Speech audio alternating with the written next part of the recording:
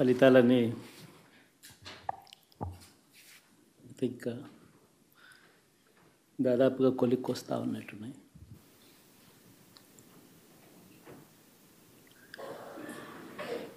చూసిన ఫలితాలు జరిగిన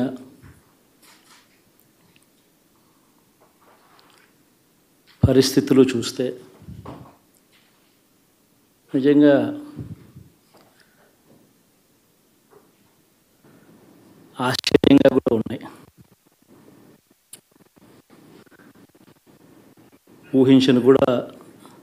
ఊహించలేదు ఇలా జరుగుతుందని, ఇలా వస్తాయని కూడా. బట్ ఎస్,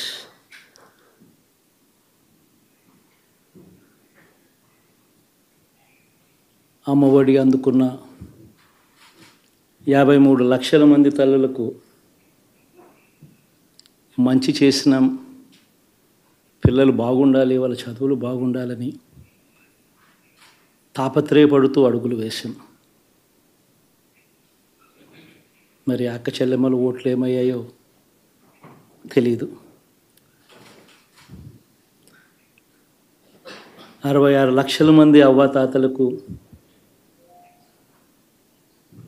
వితంతులకు, వికలాంగులకు గతంలో ఎప్పుడు జరగని విధంగా మంచి చేశాం. వారి కష్టాల్లో తోడుగా ఉంటూ, వారి కష్టాన్ని అర్థం చేసుకుంటూ, వారి ఇంటికే పంపించే వ్యవస్థను సైతం తీసుకొస్తూ, గతంలో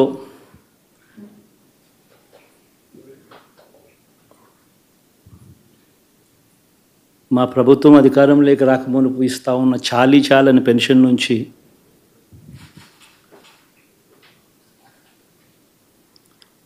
ఎంతో మంచి చేస్తూ అడుగులు వేసినా కూడా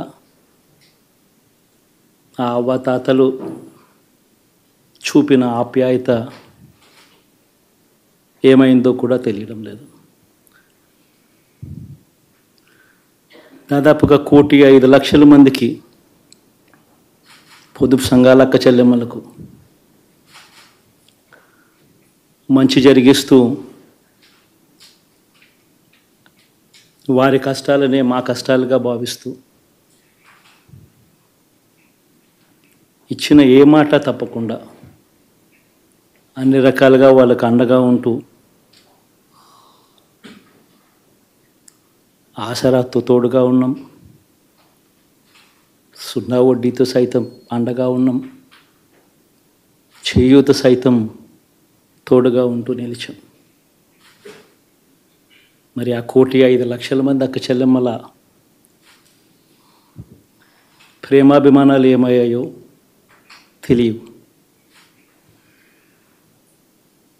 26 లక్షల మంది చేయూతను అందుకుంటున్న అక్క చెల్లెమ్మలు, వారి ఆప్యాయత ఏమైందో తెలీదు.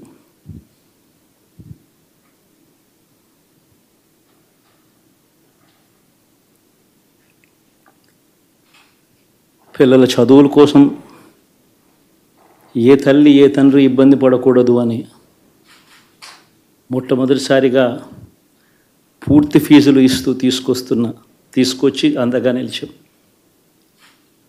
చదువుల్లో ఎప్పుడూ చూడని మార్పులు తీసుకొచ్చాం. దాదాపుగా 12 లక్షల మందికి సంవత్సరానికి మంచి జరిగిస్తూ, ఆ పిల్లలు ఆ తల్లుల అభిమానం ఏమైందో కూడా తెలియదు.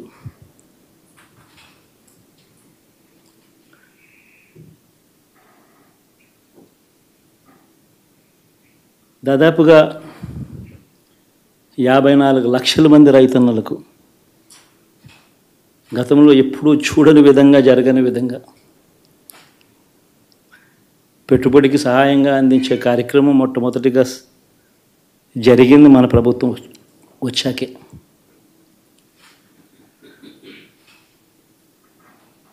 మరి అంతగా రైతన్నలకు తోడుగా ఉంటూ,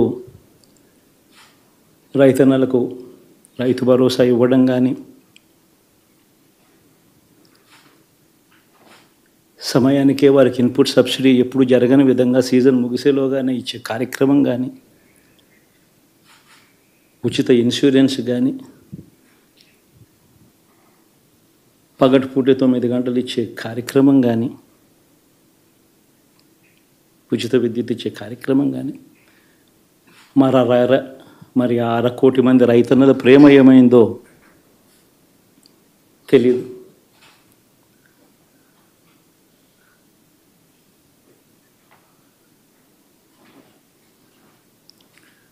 మరి ఇన్ని కోట్ల మందికి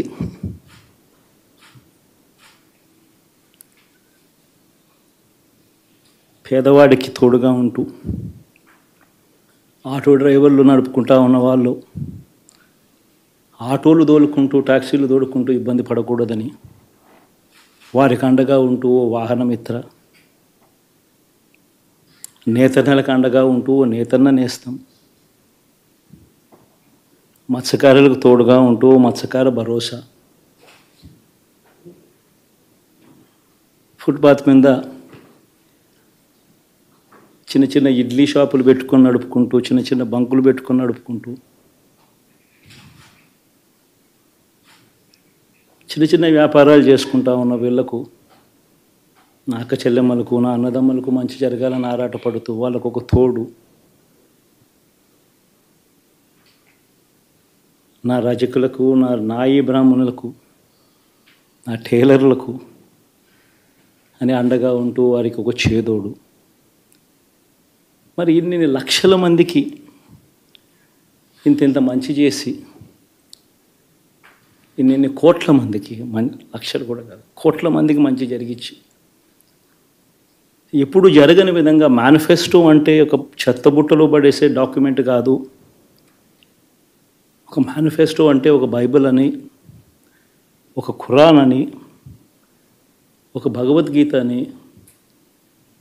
మొట్టమొదటి రోజు నుంచి కూడా భావిస్తూ ఏకంగా 99% వాగ్దానాలు అమలు చేసి, అంతే చిత్తశుద్ధితో ఆ మేనిఫెస్టోను కూడా అక్క చెల్లెమ్మల ఇంట్లోకి తీసుకొని వెళ్ళి చూపించి మీరే టిక్కు పెట్టండి అనే నిబద్ధత గల ప్రభుత్వంగా పనిచేసాం. ఇప్పుడు జరగని విధంగా పిల్లల చదువులు, పేదరికం పోవాలి అని అంటే పిల్లల చదువులకు క్వాలిటీ ఎడ్యుకేషన్ అవసరం అని మొట్టమొదటిసారిగా ఇంగ్లీష్ మీడియంను వ్యతిరేకిస్తున్న వాళ్ళందరూ పెత్తందారులతో యుద్ధం చేసి సైతం పిల్లలకి ఇంగ్లీష్ మీడియం తీసుకొని రావడమే కాకుండా టోఫుల్, ఐబీ లాంటి కళలు కూడా కలం. ఆ పేద పిల్లలకు అండగా నిలబడాలని, తోడుగా ఉండాలని, వారి చరిత్రలు మార్చాలని, ఎప్పుడు చూడని విధంగా గ్రామ స్థాయిలోనే సచివాలయ వ్యవస్థ, వాలంటీర్ల వ్యవస్థ తీసుకొచ్చి ప్రతి ఇంటికి సేవను అందించే కార్యక్రమం చేశాం. వివక్ష లేకుండా, కరప్షన్ లేకుండా దాదాపుగా 2,70,000 కోట్ల రూపాయల పైచిలకు ఇంటి వద్దకి అందించగలిగాం.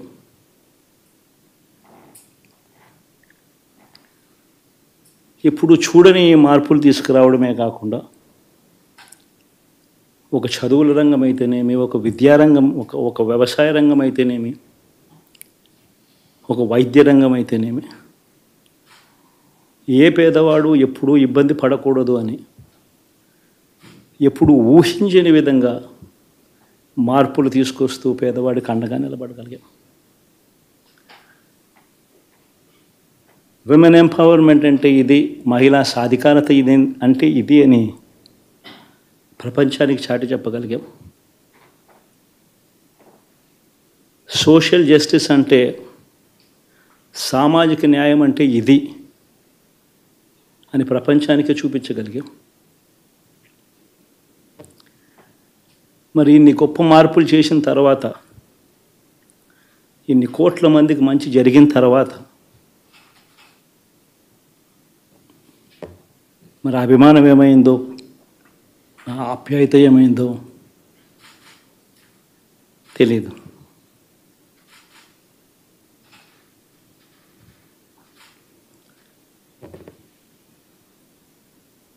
ఎవరో మోసం చేశారో, ఎవరో అన్యాయం చేశారు అని చెప్పి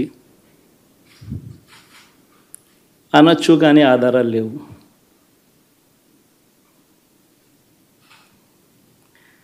ఏం జరిగిందో దేవుడికి తెలుసు. పెద్ద నేనైతే చేయగలిగింది ఏమీ లేదు. ప్రజల తీర్పు తీసుకుంటాం, కానీ మంచి చేయడానికి మాత్రం ప్రజలకు తోడుగా ఖచ్చితంగా ఉంటాం. వాయిస్ ఆఫ్ ది వాయిస్లెస్ కింద ఈ పార్టీ తాను చేయాల్సిన పని తప్పకుండా చేస్తుంది. పేదవాడికి అండగా ఉండే కార్యక్రమంలో ఎప్పుడూ కూడా పేదవాడికి తోడుగా ఉంటూ గలం విప్పుతుంది, పేదవాడికి అండగా నిలుస్తుంది. పెద్ద పెద్ద వాళ్ళ కూటమి ఇది, ఢిల్లీలో సైతం శాసించే పరిస్థితుల్లో ఉన్న కూటమి ఇది. ఆ కూటమిలో ఉన్న బీజేపీకి, ఆ కూటమిలో ఉన్న చంద్రబాబు గారికి, ఆ కూటమిలో ఉన్న పవన్ కళ్యాణ్ గారికి, అందరికీ కూడా వాళ్ళ గొప్ప విజయానికి అభినందనలు.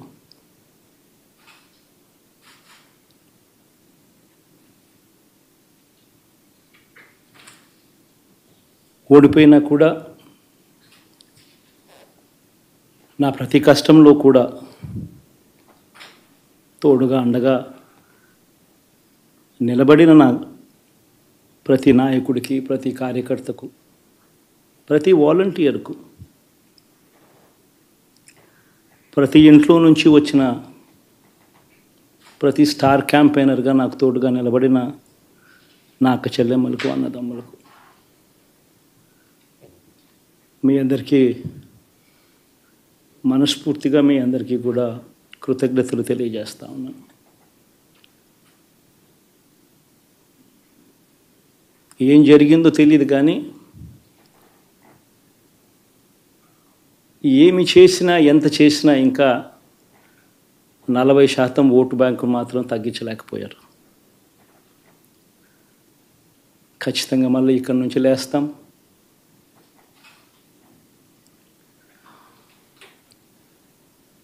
మళ్ళీ ఇక్కడి నుంచి గుండె ధైర్యంతో నిలబడి మళ్ళీ లేస్తాం. ప్రతిపక్షంలో ఉండడం కొత్త కాదు, పోరాటాలు చేయడం అంతకన్నా కొత్త కాదు. నా రాజకీయ జీవితం అంతా కూడా ప్రతిపక్షంలోనే గడిపా, ఈ 5 సంవత్సరాలు తప్ప. పోరాటాలే చేశా, రాజకీయ జీవితంలో ఎవడు చూడని కష్టాలు కూడా అనుభవించా.